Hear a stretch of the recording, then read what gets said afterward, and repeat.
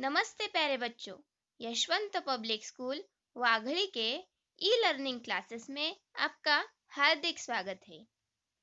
मेरा नाम भारती पाटिल और आज हम पढ़ने वाले हैं कक्षा 8वीं की कविता दीवानों की हस्ती। यह भगवती चरण वर्मा द्वारा रचित बहुत ही सुंदर कविता है। तो चलो बच्चों, कविता पढ़ते हैं। हम दीवानों की क्या हस्ती है, आज यहाँ कल वहाँ चले, मस्ती का आलम साथ चला, हम धूल उड़ाते जहाँ चले। कवि कहते हैं कि दीवानों की कोई हस्ती नहीं होती, अर्थात वे इस घमंड में नहीं रहते कि वे बहुत बड़े आदमी हैं और न ही उन्हें किसी चीज की कमी का कोई दुख होता है और ना ही कोई पछतावा होता है। कवि आगे कहते हैं, है आज यहाँ कल वहां चले, अर्थात हम आज यहाँ दिखाई देते हैं तो कल कहीं और चले जाते हैं। मस्ती का आलम साथ चला, हम धूल उड़ाते जहां चले। कवि खुद भी एक दीवाने हैं और बस अपनी मस्ती में मस्त रहते हैं। वे कहते हैं कि हमारी अपनी अलग ही दुनिया है, अर्थात हमारे साथ मस्त संसार रहता है। हमें समाज में अपनी हस्ती अर्थात अपने अस्तित्व की कोई चिंता नहीं है, ऐसा कवि हमें यहाँ पर बता रहे हैं। आए बनकर उल्लास अभी, आंसू बनकर बह चले अभी, सब कहते ही रह गए, अरे तुम कैसे आए कहाँ चले। इन पंक्तियों में कवि कहते हैं कि दीवाने मस्त मौला लोग जहाँ भी जाते हैं वहाँ का माहौल खुशियों से भर जाता है। फिर जब वे उस जगह से जाने लगते हैं तो सब लोग उनके जाने के कारण उनके विरह को सोचकर दुखी हो जाते हैं और आंसू बहाने लगते हैं। सब कहते ही रह गए, अरे तुम कैसे आए कहाँ चले। इसका अर्थ लोगों को उनके जाने का पता तक नहीं चलता। वो तो मन में ही अफसोस करते रह जाते हैं कि उन्हें मालूम ही नहीं हुआ कि वे गए और कब चले गए। कहने का भाव यही है कि लोग उनसे ना करते हैं कि वे वही टिक जाए, परंतु एक जगह टिक कर रहना उनका स्वभाव नहीं है। उनको घूमते रहना ही पसंद है। किस और चले यह मत पूछो, चलना है बस इसीलिए चले, जग से उसका कुछ लिए चले, जग को अपना कुछ दिए चले। इसमें कवि कहते हैं कि हमसे यह मत पूछो कि हम कहाँ जा रहे हैं, हमें तो बस चलते रहना है, इसीलिए हम चले जा रहे हैं।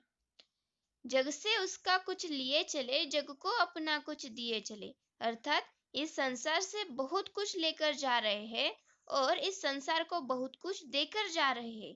कहने का भाव यह है कि मनुष्य इस समाज में रहते हुए यहाँ से बहुत कुछ ग्रहण करता है, अर्थात ज्ञान ग्रहण करता है तथा अपनी कुछ बातों से समाज को प्रभावित भी करता है। दो बात कही दो बात सुनी, कुछ हंसे और फिर कुछ रोए, छककर सुख दुख के घूंटों को हम एक भाव से पिए चले। कवि कहते हैं कि वो जहां भी जाते हैं लोगों से खूब घुलते मिलते हैं, उनके सुख दुख बांटते हैं, कुछ लोगों के दुखी चेहरे पर हंसी लाते हैं और कुछ लोगों की दुख भरी बातें सुनकर वे द्रवित हो जाते हैं। छककर सुख दुख के घूंटों को हम एक भाव से पिए चले, अर्थात कहने का भाव यह है कि वे सरल हृदय वाले होते हैं तथा सभी के दुख में साथ देते हैं। कवि के लिए सुख और दुख दोनों प्रकार की भावनाएं एक समान है, इसीलिए वो दोनों परिस्थितियों को शांत रहकर स्वीकार करते हुए सहन कर लेते हैं। आगे कवि कहते हैं, हम भिखमंगों की दुनिया में स्वच्छंद लुटाकर प्यार चले, हम एक निशानी सी उर पर ले असफलता का भार चले।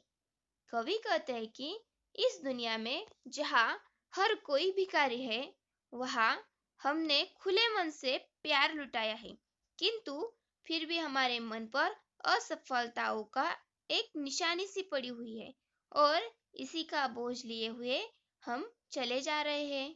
कहने का भाव यह है कि इस स्वार्थी दुनिया में हमने बिना किसी शर्त के अपनी ओर से प्यार लुटाया है।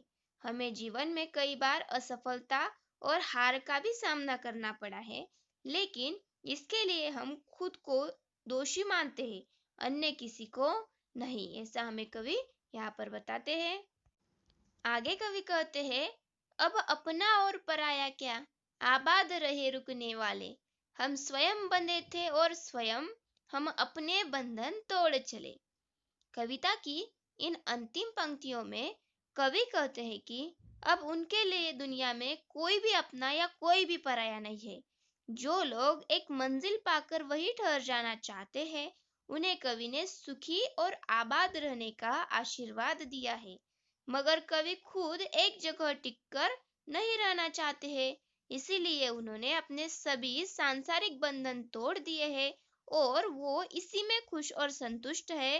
कहने का भाव यह है कि सांसारिक बंधन व्यक्ति को मोह में बांधते हैं। अब कवि जैसे दीवाने इस मोह को छोड़ चुके हैं। तो बच्चों, आज की हमारी यह कविता यहीं पर समाप्त होती है। अगर आपको यह कविता अच्छी लगी हो तो हमारे इस चैनल को जरूर सब्सक्राइब करें। धन्यवाद।